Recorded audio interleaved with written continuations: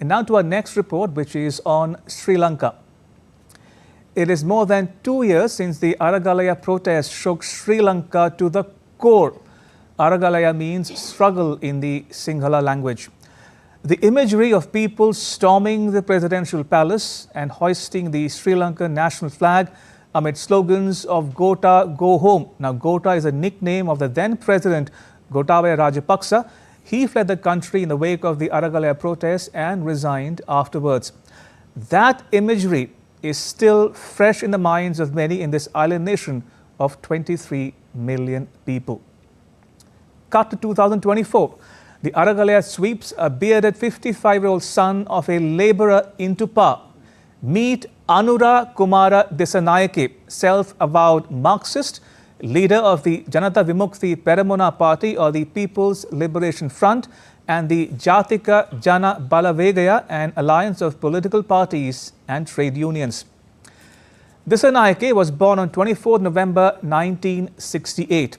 A.K.D, as he is popularly known, has humble origins, studied at a government-funded school, got a degree in physics, worked as a tuition teacher, sold toffee and cigarettes on trains, became a student leader, counts Che Guevara among his heroes, elected to the J.V.P Central Committee in 1997, became a lawmaker in 2000, served as Agriculture Minister between 2004 and 2005 in a coalition government headed by President Chandrika Kumaratunga.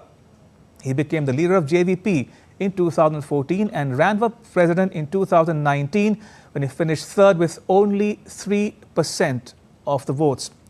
Now, Dissanayake's party, the J.V.P, was formed in 1965.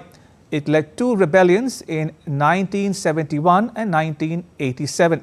In fact, he was a student leader at the time of the second armed insurrection. This was around the time of the 1987 India-Sri Lanka Peace Accord. The two revolts left more than 80,000 people dead. But the J.V.P has since claimed to have renounced violence. The party entered democratic politics in 1994. Dissanayake himself apologized for the violence unleashed by his party. The J.V.P was a peripheral player in Sri Lanka's politics for the longest time. It won only 4% of the votes in the 2020 parliamentary election.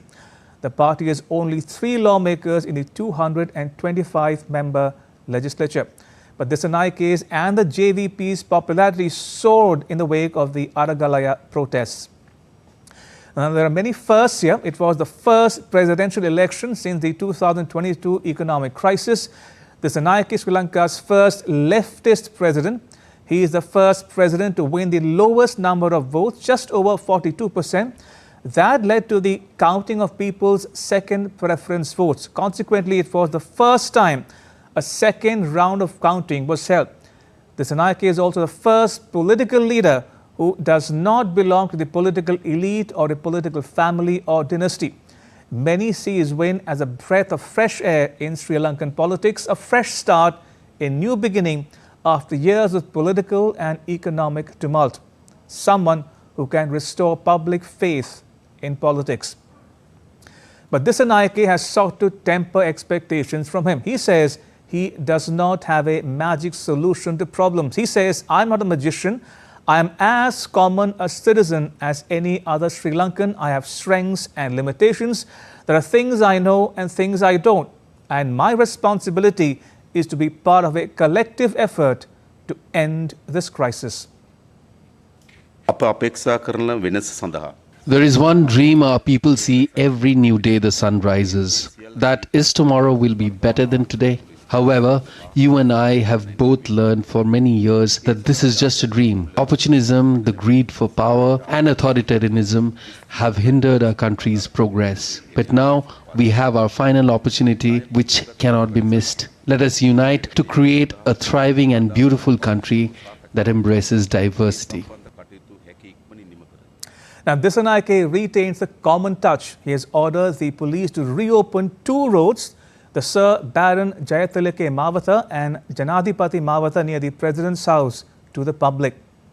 He's also increased the fertilizer subsidy for paddy farmers from $50 to $84 with effect from 1st October for the September 2024 to March 2025 period.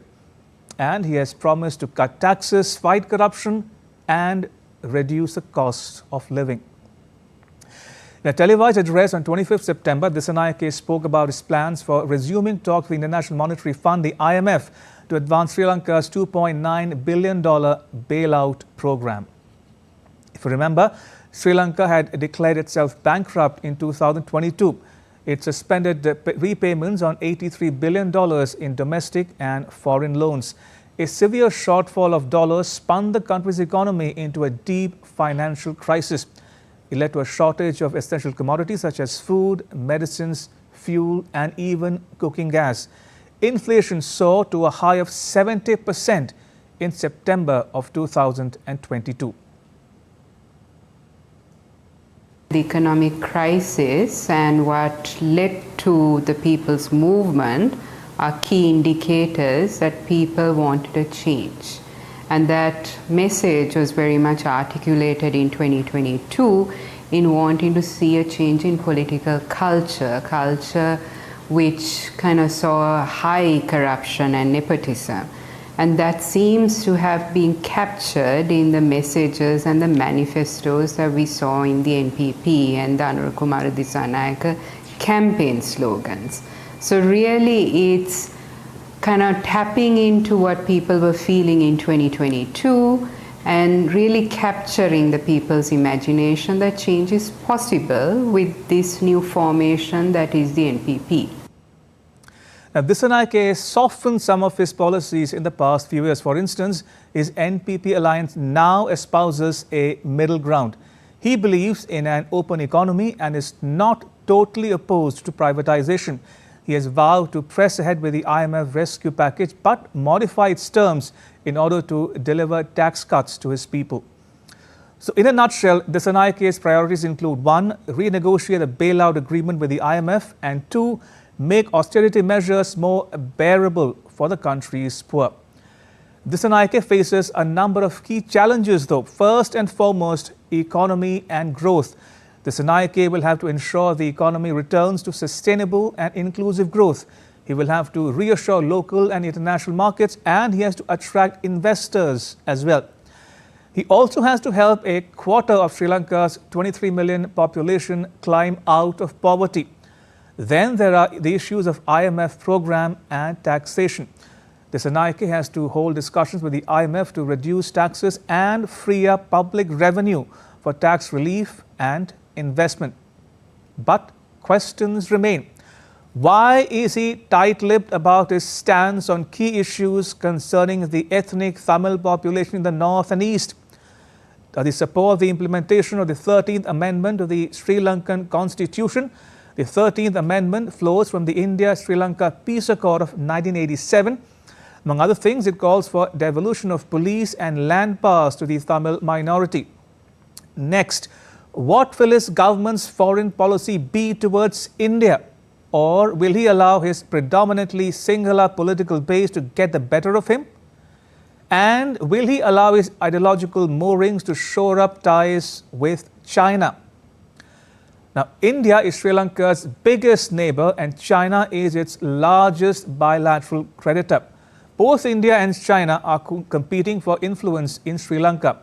India's Prime Minister Narendra Modi says he looks forward to working closely with Dissanayake. Dissanayake visited India in February and held talks with India's External Affairs Minister S. Jaishankar and National Security Advisor Ajit Doval as well. Dissanayake has sought to allay concerns about the J.V.P's historical anti-West and anti-India stance.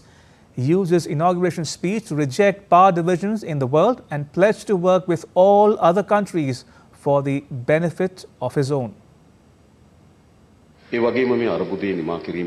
Our country needs international support. We expect that whatever the divisions in the international community to deal with the countries, our country needs international support. We expect that whatever the division in the international community to deal with countries, we get the best deal. We are not a state that needs to be isolated in the world. We are a nation that must go forward hand in hand with the international community. We will not hesitate to take decisions to achieve this. Now, analysts say that Sri Lanka and Dissanayake can ignore India only at their own peril. The logic of interdependence will ensure that the ties do not go off kilter. India was quick to bail Sri Lanka out with billions of dollars in assistance. New Delhi's neighborhood first policy ensures that India is the first responder during crises. India says it does not expect all its neighbors to necessarily adhere to what India considers as being better for them.